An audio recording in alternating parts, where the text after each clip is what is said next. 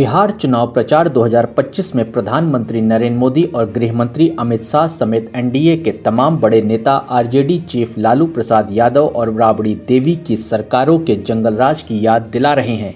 PM याद करा रहे हैं कि लालू राबड़ी की सरकारों में बिहार ने एक से बढ़कर एक नरसंहार की नृशंस घटनाएं देखी हैं। दोनों बड़े नेता तमाम रैलियों में अपील कर रहे हैं कि वोटिंग में एक गलती बिहार को 20 साल पीछे लेकर चला जाएगा। एनडीए नेताओं के भाषणों में कहा जा रहा है कि नई पहचान के साथ जंगल राज वाले एक बार फिर सत्ता में आना चाहते हैं, इसलिए वे बिहार के वोटरों को सतर्क कर रहे हैं। ऐसे में हम आपको लालू प्रसाद यादव और राबड़ी देवी की सरकारों में हुए बड़े नरसंहारों की याद करा रहे हैं। सीरीज की पहली स्टोरी में हम आपको लक्ष्मणपुर बाधे नरसंहार के बारे में बता रहे हैं। लक्ष्मणपुर बाधे नरसंहार बिहार के सबसे बड़ा और नृशंस माना जाता है। इस नरसंहार का दंश झेल चुके परिवारों के लोग आज भी उस पल को याद कर सिहर जाते हैं। इसमें बच्चों और गर्भवती महिलाओं तक को निशाना बनाया गया था। 30 नवंबर और 1 दिसंबर 1997 की रात अरवल जिले के लक्ष्मणपुर बाधे गांव में नरसंहार को अंजाम दिया गया था। रणवीर सेना ने 58 लोगों की नृशंस तरीके से हत्या कर दी थी। लक्ष्मणपुर बाधे नरसंहार में कई परिवारों को अनाथ कर दिया था। कई परिवारों में तो घर में संभालने के लिए एक महिला तक नहीं बची थी।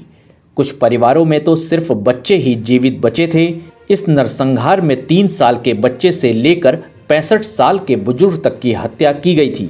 इस नरसंहार के बाद पता चला था कि लक्ष्मणपुर बाधे के रहने वाले विमलेश राजवंशी को छोड़कर उनकी फैमिली में सभी की हत्या कर दी गई थी।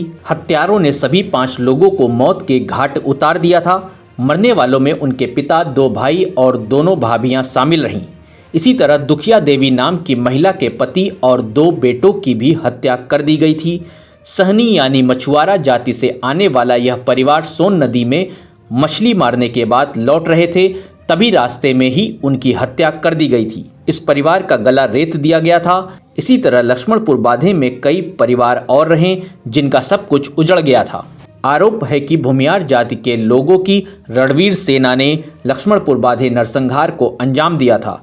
पटना की एक विशेष अदालत ने 7 अप्रैल 2010 को 16 दागियों को फांसी और 10 को उम्र कैद की सजा सुनाई थी। पटना हाई कोर्ट में जब यह मामला पहुंचा और इस पर फैसला आया तो हर कोई हैरान रह गया था। सबूतों के अभाव में पटना हाई कोर्ट ने 9 अक्टूबर 2013 के फैसले में सभी दोषियों को बरी कर दिया था।